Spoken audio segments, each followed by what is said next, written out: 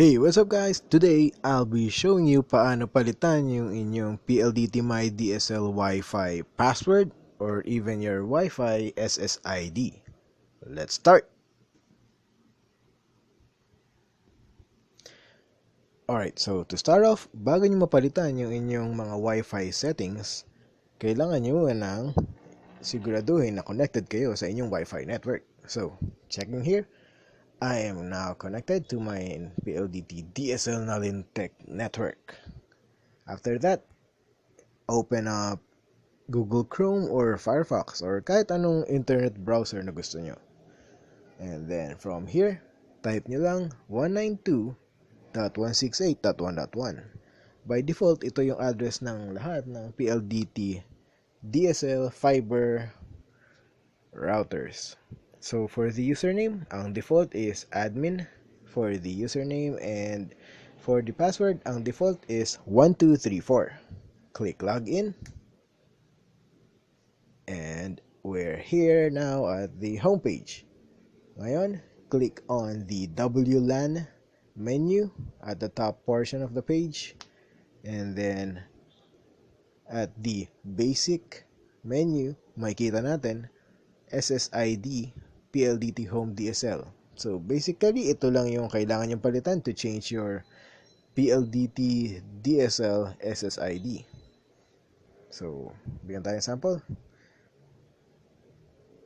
PLDC kasi laging disconnected.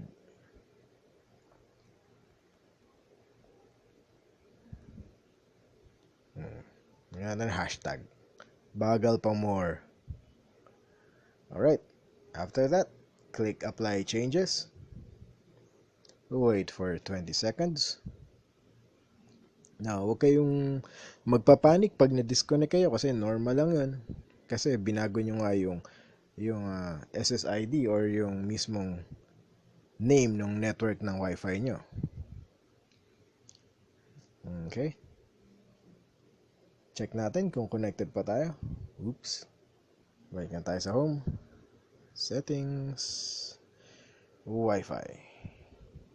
Yun, nice. Hindi na disconnect. Pero normally, pag ginawa nyo to sa inyong laptop or computer, desktop, madi-disconnect kayo and kailangan nyo kumonek ulit.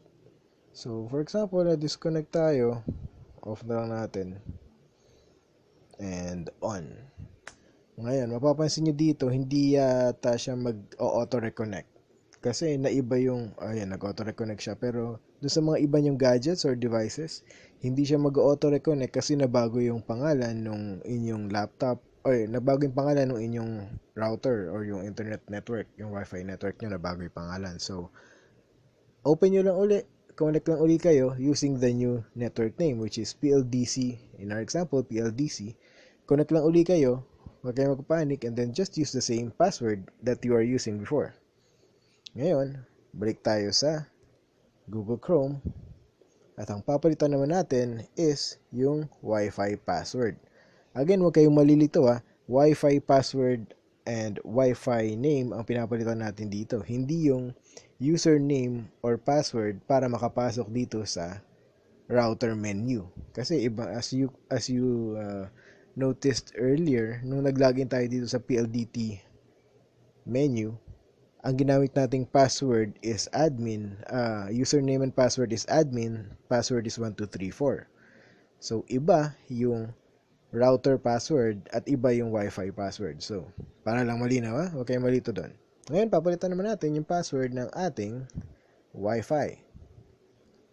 So, again, balik lang tayo sa WLAN menu. Click nyo lang yan, WLAN. Makikita nyo, ito yung Wi-Fi network ID natin, PLDC bagal pa more. And then click on security. And makikita nyo dito, ito naman yung ating passphrase. Dito natin i-enter yung gusto nating password para sa ating Wi-Fi network.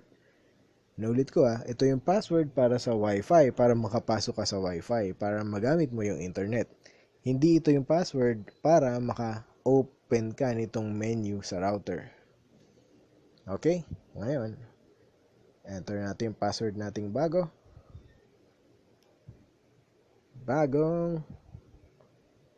password. Ayan.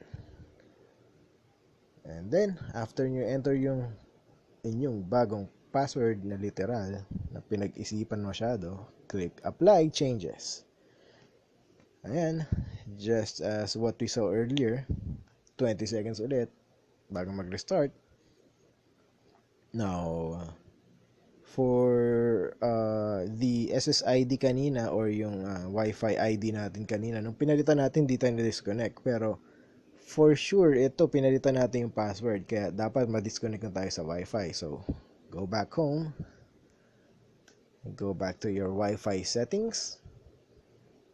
And as you can see, saved na lang siya. Hindi na tayo connected.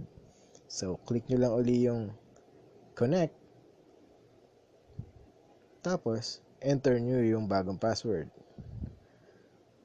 Hindi siya humingi na bagong password kasi nakasave siya. So, ang gagawin natin ngayon, forget network. Tapos, magsascan uli siya. Refresh. Refresh muna natin. Ayan. Hindi na siya connected. Hindi na rin siya saved. Ayan. Pag-click mo ulit, hingi na uli siya ng password. So, lagay natin yung bago nating password. Bagong password. Diba? Napakahirap hulaan. Holy crap. Tapak. Click connect. Obtaining IP address. And there we go. Connected na ulit tayo sa ating Wi-Fi router. Ayan, na-access na uli natin yung settings. And there you go. Basically, ganun lang yan. Again, login sa Wi-Fi router 192.168.1.1. Pag open ang page, click nyo lang WLAN. Under basic menu, andyan yung SSID natin. SSID, which is your Wi-Fi name, Wi-Fi ID. Ayan, baguhin nyo lang kung gusto nyo. And then, kung papalitan nyo naman yung password, go to security menu and type nyo lang dito sa pre-shared key yung password na gusto nyong gamitin. Again, one at a time lang yan. So, kung babaguhin nyo yung SSID, baguhin nyo dito, tapos apply changes. Hindi nyo pwedeng baguhin ng sabay. Enter nyo dito, tapos pupunta kayo ng security naman, tapos baguhin nyo rin yung password, and then a-apply nyo pareho. That won't work. Tsaka mas delikado yun kasi hindi nyo alam anong setting nyo na save. Yung ID ba or yung password. So, mas maganda one at a time. Pero most of the time, kailangan nyo lang naman baguhin is yung password ng inyong Wi-Fi ID. Okay? That's it for now. If you want to know naman how to block your neighbors or yung mga hindi nyo kilala, ibablock nyo siya from connecting to your network para hindi nila magamit yung internet mo, check out my other video entitled How to Block Your Neighbors from Accessing Your Pldt DSL Internet Connection. Okay? Check na lang yung previous videos ko and don't forget to click subscribe. See you in the next video, only here on Lintech.